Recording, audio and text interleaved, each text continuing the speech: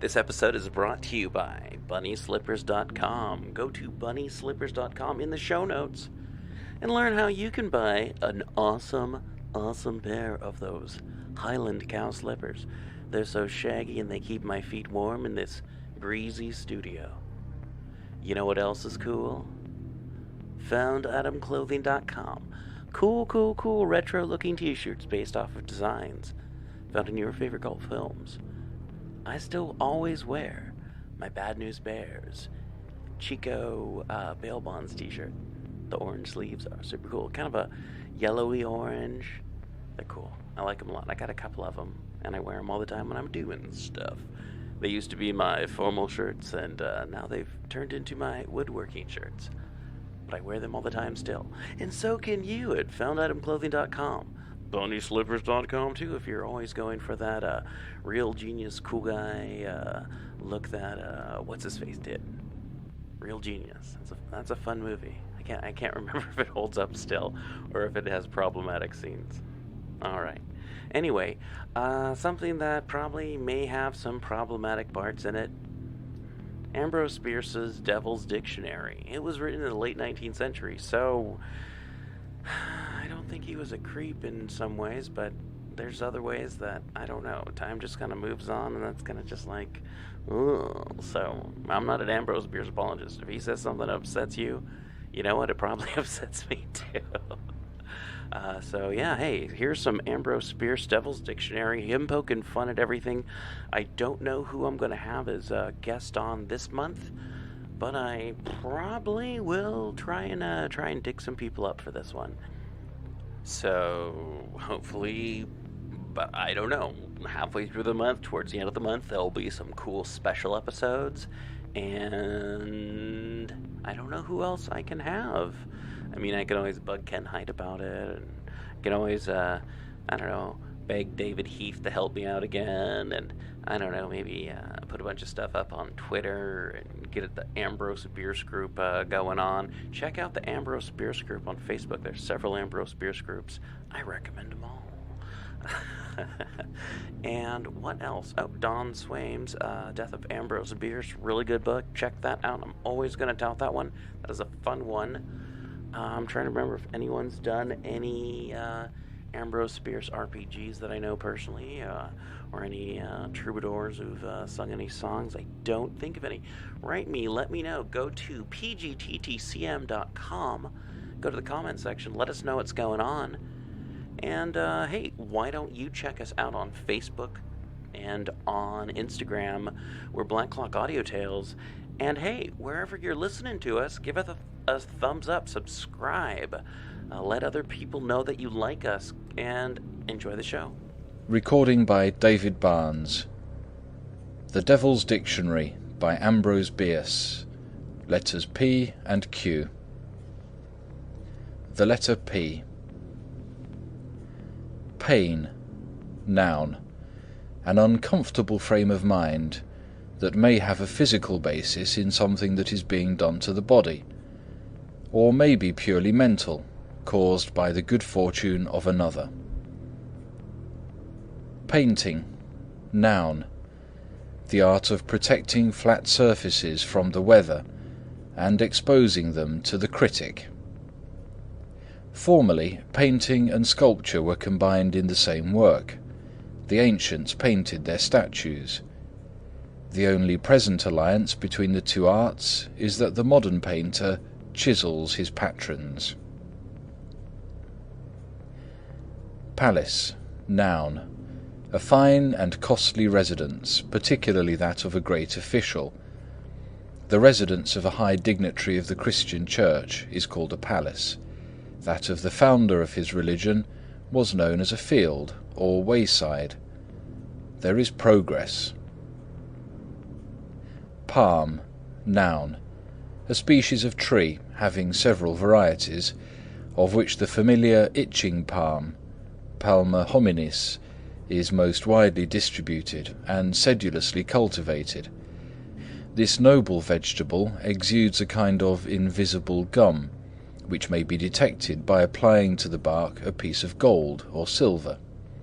The metal will adhere with remarkable tenacity. The fruit of the itching palm is so bitter and unsatisfying that a considerable percentage of it is sometimes given away in what are known as benefactions. Palmistry, noun. The 947th method, according to Mimbleshaw's classification, of obtaining money by false pretences.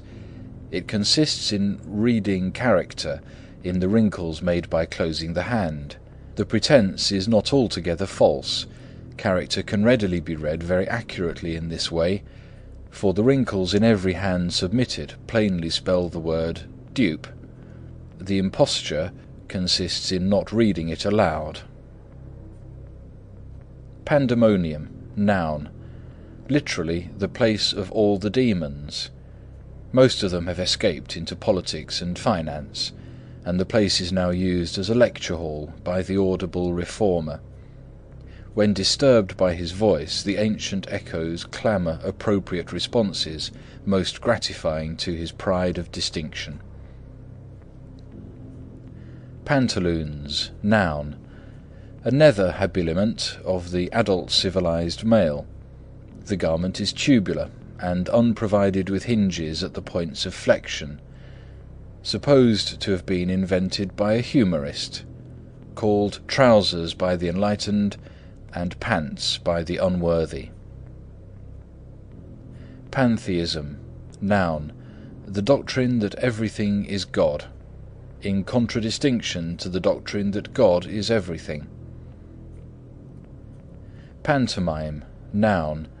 A play in which the story is told without violence to the language, the least disagreeable form of dramatic action. Pardon, verb. To remit a penalty and restore to the life of crime. To add to the lure of crime the temptation of ingratitude. Passport, noun. A document treacherously inflicted upon a citizen going abroad, exposing him as an alien and pointing him out for special reprobation and outrage. Past, noun. That part of eternity with some small fraction of which we have a slight and regrettable acquaintance. A moving line called the present parts it from an imaginary period known as the future. These two grand divisions of eternity, of which the one is continually effacing the other, are entirely unlike. The one is dark with sorrow and disappointment, the other is bright with prosperity and joy. The past is the region of sobs, the future is the realm of song. In the one crouches memory, clad in sackcloth and ashes, mumbling penitential prayer. In the sunshine of the other, hope flies with a free wing, beckoning to temples of success and bowers of ease. Yet the past is the future of yesterday.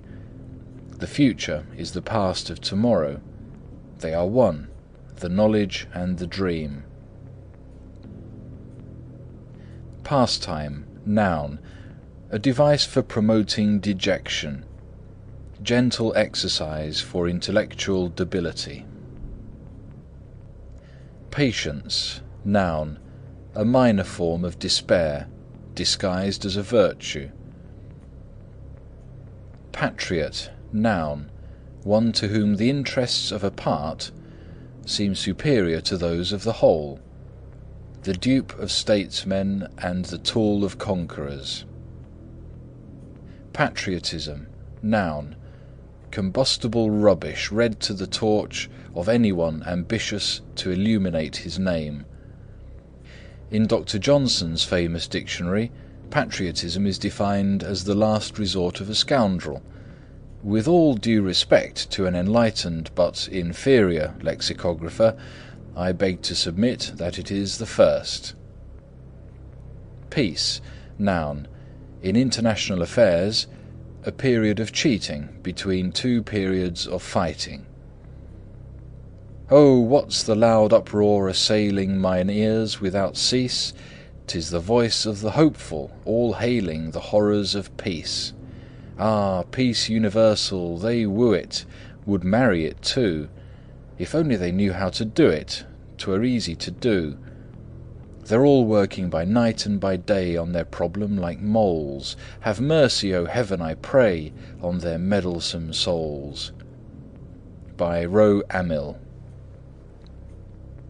Pedestrian, noun, the variable and audible part of the roadway for an automobile.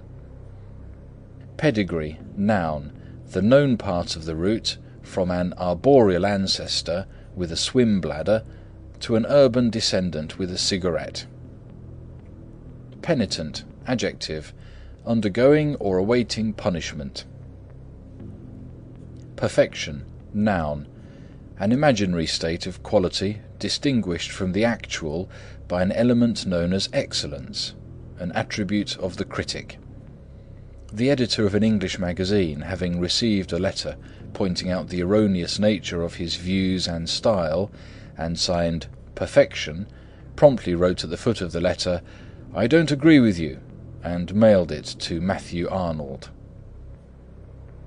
Peripatetic, adjective, walking about, relating to the philosophy of Aristotle, who, while expounding it, moved from place to place in order to avoid his pupils' objections. A needless precaution, they knew no more of the matter than he. Peroration, noun, the explosion of an oratorial rocket. It dazzles, but to an observer having the wrong kind of nose, its most conspicuous peculiarity is the smell of the several kinds of powder used in preparing it. Perseverance, noun, a lowly virtue whereby mediocrity achieves an inglorious success. Persevere, persevere, cry the homilists all, themselves day and night persevering to bawl. Remember the fable of tortoise and hare, the one at the goal, while the other is where? Why, back there in dreamland, renewing his lease of life, all his muscles preserving the peace. The goal and the rival forgotten alike, and the long fatigue of the needless hike. His spirit a squat in the grass and the dew of the dogless land beyond the stew. He sleeps like a saint in a holy place, a winner of all that is good in a race. By Succor Uffro. Pessimism, noun, a philosophy forced upon the convictions of the observer by the disheartening prevalence of the optimist with his scarecrow hope and his unsightly smile. Philanthropist, noun, a rich and usually bald old gentleman who has trained himself to grin while his conscience is picking his pocket. Philistine, noun, one whose mind is the creature of its environment, following the fashion in thought, feeling and sentiment. He is sometimes learned, frequently prosperous, commonly clean, and always solemn. Philosophy, noun, a route of many roads leading from nowhere to nothing. Phoenix, noun, the classical prototype of the modern small hot bird. Phonograph, noun, an irritating toy that restores life to dead noises. Photograph, noun, a picture painted by the sun without instruction in art. It is a little better than the work of an Apache, but not quite as good as that of a Cheyenne. Phrenology, noun, the science of picking the pocket through the scalp. It consists in locating and exploiting the organ that one is dupe with. Physician, noun, one upon whom we set our hopes when ill, and dogs when well. Physiognomy, the art of determining the character of another by the resemblances and differences between his face and our own, which is the standard of excellence. There is no art, says Shakespeare, foolish man, to read the mind's construction in the face. The physiognomists his portrait scan, and say, how little wisdom here we trace. He knew his face disclosed his mind and heart, so, in his own defence, denied our art. By Lavatar Shunk. Piano, noun. A parlour utensil for subduing the impenitent visitor. It is operated by pressing the keys of the machine and the spirits of the audience. Pickaninny, noun. The young of the Procyanthropos, or Americanus dominans. It is small, black, and charged with political fatalities. Picture, noun. A representation in 2 dimensions of something wearisome in 3. Behold great Daubert's picture here on view, taken from life, if that description's true. Grant, heavenly powers, that I be taken too. By Jally Hayne. Pie, noun. An advance agent of the reaper, whose name is indigestion. Cold pie was highly esteemed by the remains. Reverend D. Mucker, in a funeral sermon over a British nobleman. Cold pie is a detestable American comestible. That's why I'm done, or undone, so far from that dear London. From the headstone of a British nobleman in Kalamazoo. Piety, noun. Reverence for the Supreme Being, based upon his supposed resemblance to man. The pig is taught by sermons and epistles to think the god of swine has snout and bristles. By Judibras. Pig, noun. An animal, Porcus omnivorous, closely allied to the human race by the splendour and vivacity of its appetite, which, however, is inferior in scope, for it sticks at pig. Pygmy, noun. One of a tribe of very small men found by ancient travellers in many parts of the world, but by modern in Central Africa only. The Pygmies are so called to distinguish them from the bulkier Caucasians, who are Hogmies. Pilgrim, noun. A traveller that is taken seriously. A pilgrim father was one who, leaving Europe in 1620, because not permitted to sing psalms through his nose, followed it to Massachusetts, where he could personate God according to the dictates of his conscience. Pillory, noun. A mechanical device for inflicting personal distinction. Prototype of the modern newspaper, conducted by persons of austere virtues and blameless lives. Piracy, noun.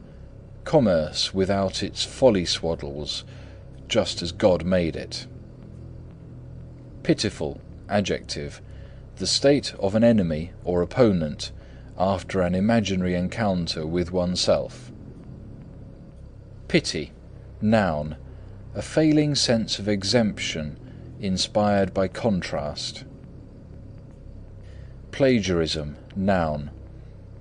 A literary coincidence compounded of a discreditable priority and an honourable subsequence. Plagiarize, verb. To take the thought or style of another writer whom one has never read. Plague, noun. In ancient times, a general punishment of the innocent for admonition of their ruler, as in the familiar instance of Pharaoh the Immune. The plague, as we of today have the happiness to know it, is merely nature's fortuitous manifestation of her purposeless objectionableness. Plan, verb transitive. To bother about the best method of accomplishing an accidental result. Platitude, noun. The fundamental element and special glory of popular literature. A thought that snores in words that smoke. The wisdom of a million fools in the diction of a dullard. A fossil sentiment in artificial rock. A moral without the fable. All that is mortal of a departed truth. The demitasse of milk and mortality. the Pope's nose of a featherless peacock, a jellyfish withering on the shore of the sea of thought, the cackle surviving the egg, the desiccated epigram. Platonic, adjective, pertaining to the philosophy of Socrates. Platonic love is a fool's name for the affection between a disability and a frost. Plaudits, noun, coins with which the populace pays those who tickle and devour it. Please, verb, to lay the foundation for a superstructure of imposition. Pleasure, noun, the least hateful form of dejection. Plebeian, noun, an ancient Roman who in the blood of his country stained nothing but his hands, distinguished from the patrician who was a saturated solution. Plebiscite, noun, a popular vote to ascertain the will of the sovereign. Plenipotentiary, adjective, having full power. A minister plenipotentiary is a diplomatist possessing absolute authority on condition that he never exert it. Pleonasm, noun, an army of words escorting a corporal of thought. Plough, noun, an implement that cries aloud for hands accustomed to the pen. Plunder, verb, to take the property of another without observing the decent and customary reticences of theft. To effect a change of ownership with the candid concomitance of a brass band. To wrest the wealth of A from B and leave C lamenting a vanishing opportunity. Pocket, noun, the cradle of motive and the grave of conscience. In woman this organ is lacking, so she acts without motive, and her conscience, denied burial, remains ever alive, confessing the sins of others. Poetry, noun, a form of expression peculiar to the land beyond the magazines. Poker, noun, a game said to be played with cards, for some purpose to this lexicographer unknown. Police, noun, an armed force for protection and participation. Politeness, noun, the most acceptable hypocrisy. Politics, noun, a strife of interests masquerading as a contest of principles, the conduct of public affairs for private advantage. Politician, noun, an eel in the fundamental mud upon which the superstructure of organised society is reared. When he wriggles, he mistakes the agitation of his tail for the trembling of the edifice. As compared with the statesman, he suffers the disadvantage of being alive. Polygamy, noun, a house of atonement, or expiatory chapel, fitted with several stools of repentance, as distinguished from monogamy, which has but one. Populist, noun, a fossil patriot of the early agricultural period, found in the old red soapstone underlying Kansas, characterized by an uncommon spread of ear, which some naturalists contend gave him the power of flight, though Professors Morse and Whitney, pursuing independent lines of thought, have ingeniously pointed out that had he possessed it, he would have gone elsewhere.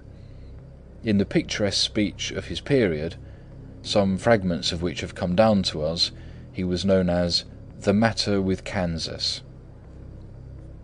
Portable, adjective, exposed to a mutable ownership through vicissitudes of possession. His light estate, if neither he did make it, nor yet his former guardian forsake it, is portable improperly, I take it. Wargam Slupsky. Portuguese, noun plural, a species of geese indigenous to Portugal, They are mostly without feathers and imperfectly edible, even when stuffed with garlic. Positive, adjective, mistaken at the top of one's voice. Positivism, noun, a philosophy that denies our knowledge of the real and affirms our ignorance of the apparent. Its longest exponent is Comte, its broadest Mill, and its thickest Spencer. Posterity, noun, an appellate court which reverses the judgment of a popular author's contemporaries, the appellant being his obscure competitor. Potable, noun, suitable for drinking. Water is said to be potable. Indeed, some declare it our natural beverage, although even they find it palatable only when suffering from the recurrent disorder known as thirst, for which it is a medicine. Upon nothing has so great and diligent ingenuity been brought to bear in all ages and in all countries, except the most uncivilized, as upon the invention of substitutes for water. To hold that this general aversion to that liquid has no basis in the preservative instinct of the race is to be unscientific, and without science we are as the snakes and toads. Poverty, noun, a file provided for the teeth of the rats of reform. The number of plans for its abolition equals that of the reformers who suffer from it, plus that of the philosophers who know nothing about it. Its victims are distinguished by possession of all the virtues and by their faith in leaders seeking to conduct them into a prosperity where they believe these to be unknown. Pray, verb, to ask that the laws of the universe be annulled on behalf of a single petitioner confessedly unworthy. Pre-Adamite, noun, one of an experimental and apparently unsatisfactory race, which antedated creation and lived under conditions not easily conceived. Melsius believed them to have inhabited the void, and to have been something intermediate between fishes and birds. Little is known of them beyond the fact that they supplied Cain with a wife and theologians with a controversy. Precedent, noun, in law a previous decision, rule or practice, which, in the absence of a definite statute, has whatever force and authority a judge may choose to give it, thereby greatly simplifying his task of doing as he pleases.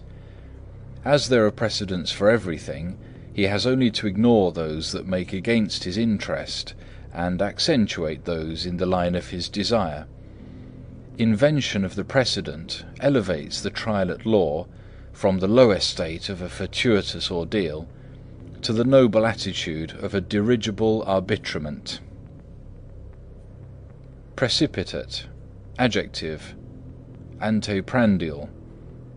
Precipitate in all, this sinner took action first, and then his dinner. By Judibras. Predestination, noun, the doctrine that all things occur according to programme. This doctrine should not be confused with that of foreordination, which means that all things are programmed but does not affirm their occurrence, that being only an implication from other doctrines by which this is entailed. The difference is great enough to have deluged Christendom with ink, to say nothing of the gore. With the distinction of the two doctrines kept well in mind, and a reverent belief in both, one may hope to escape perdition if spared. Predicament, noun, the wage of consistency. Predilection, noun, the preparatory stage of disillusion. Pre-existence, noun, an unnoted factor in creation.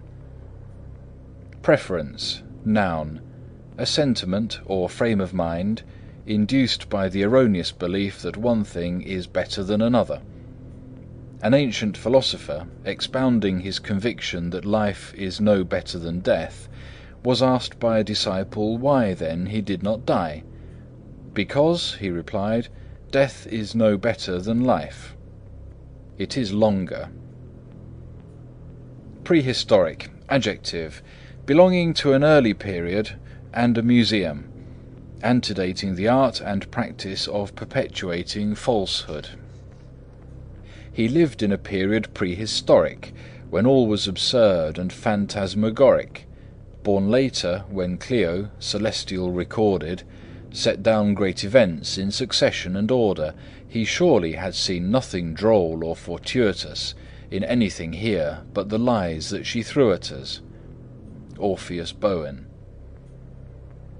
Prejudice, noun, a vagrant opinion without visible means of support.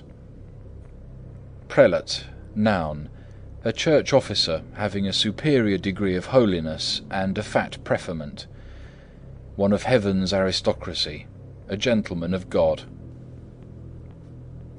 Prerogative, noun, a sovereign's right to do wrong. Presbyterian, noun, one who holds the conviction that the government authorities of the church should be called presbyters. Prescription, noun, a physician's guess at what will best prolong the situation with least harm to the patient. Present, noun, that part of eternity dividing the domain of disappointment from the realm of hope. Presentable, adjective, hideously apparelled after the manner of the time and place. In Buriobulagar, a man is presentable on occasions of ceremony if he have his abdomen painted a bright blue and wear a cow's tail. In New York he may, if it pleases him, omit the paint, but after sunset he must wear 2 tails made of the wool of a sheep and dyed black. Preside, verb, to guide the action of a deliberative body to a desirable result. In journalese, to perform upon a musical instrument, as he presided at the piccolo. The headliner, holding the copy in hand, read with a solemn face, "The music was very uncommonly grand, the best that was ever provided, for our townsman Brown presided at the organ with skill and grace." The headliner discontinued to read and spread the paper down. On the desk he dashed in at the top of the screed, "Great playing by President Brown." By Orpheus Bowen. Presidency, noun, the greased pig in the field game of American politics. President, noun, the leading figure in a small group of men of whom, and of whom only, it is positively known that immense numbers of their countrymen did not want any of them for president. If that's an honour, surely 'tis a greater to have been a simple and undamned spectator. Behold in me a man of mark and note, whom no elector e'er denied a vote.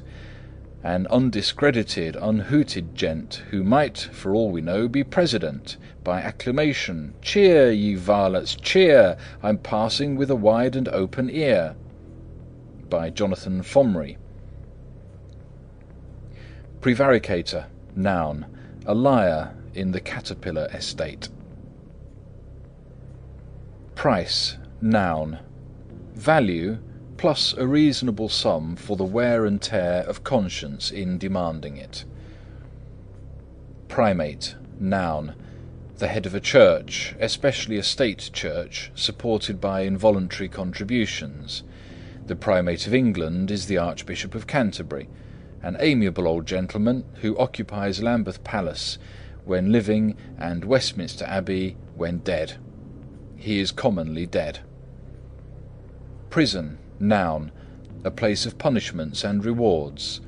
The poet assures us that stone walls do not a prison make, but a combination of the stone wall, the political parasite, and the moral instructor is no garden of sweets. Private, noun, a military gentleman with a field marshal's baton in his knapsack and an impediment in his hope. Proboscis, noun. The rudimentary organ of an elephant, which serves him in place of the knife and fork that evolution has as yet denied him. For purposes of humour, it is popularly called a trunk. Asked how he knew that an elephant was going on a journey, the illustrious Joe Miller cast a reproachful look upon his tormentor and answered absently, "When it's ajar," and threw himself from a high promontory into the sea. Thus perished in his pride the most famous humorist of antiquity, leaving to mankind a heritage of woe. No successor worthy of the title has appeared, though Mr. Edward Bok of the Ladies' Home Journal is much respected for the purity and sweetness of his personal character. Projectile, noun. The final arbiter in international disputes. Formerly these disputes were settled by physical contact of the disputants, with such simple arguments as the rudimentary logic of the times could supply, the sword, the spear, and so forth. With the growth of prudence in military affairs, the projectile came more and more into favour, and is now held in high esteem by the most courageous. Its capital defect is that it requires personal attendance at the point of propulsion. Proof, noun. Evidence having a shade more of plausibility than of unlikelihood. The testimony of two credible witnesses, as opposed to that of only one. Proofreader, noun. A malefactor who atones for making your writing nonsense by permitting the compositor to make it unintelligible. Property, noun. Any material thing having no particular value that may be held by A against the cupidity of B. Whatever gratifies the passion for possession in one and disappoints it in all others. The object of man's brief rapacity and long indifference. Prophecy, noun. The art and practice of selling one's credibility for future delivery. Prospect, noun. An outlook, usually forbidding. An expectation, usually forbidden. Blow, blow, ye spicy breezes, o'er Ceylon blow your breath, where every prospect pleases, save only that of death. By Bishop Sheba. Providential, adjective. Unexpectedly and conspicuously beneficial to the person so describing it. Prude, noun. A bawd hiding behind the back of her demeanour. Publish, noun.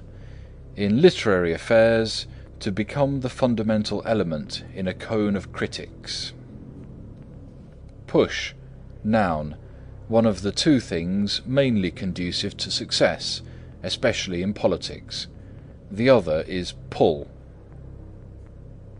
Pyrrhonism, noun. An ancient philosophy, named for its inventor. It consisted of an absolute disbelief in everything but Pyrrhonism. Its modern professors have added that. End of the letter P.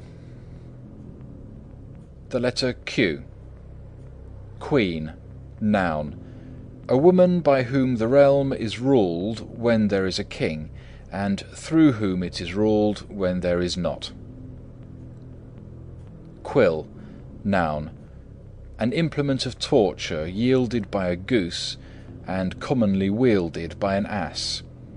This use of the quill is now obsolete, but its modern equivalent, the steel pen, is wielded by the same everlasting presence. Quiver, noun.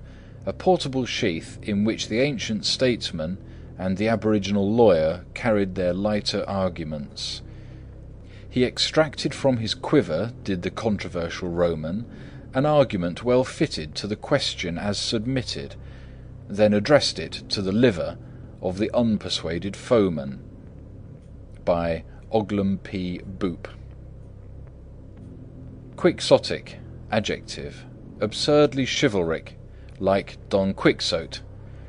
An insight into the beauty and excellence of this incomparable adjective is unhappily denied to him who has the misfortune to know that the gentleman's name is pronounced Quixote.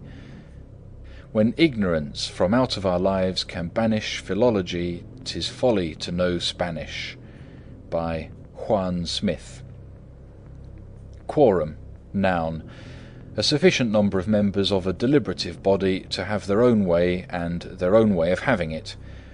In the United States Senate, a quorum consists of the chairman of the Committee on Finance and a messenger from the White House.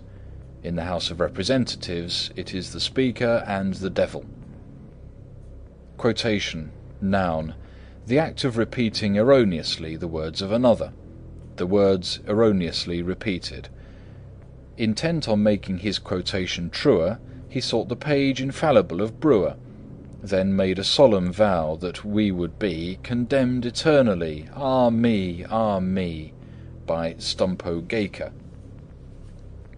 Quotient, noun.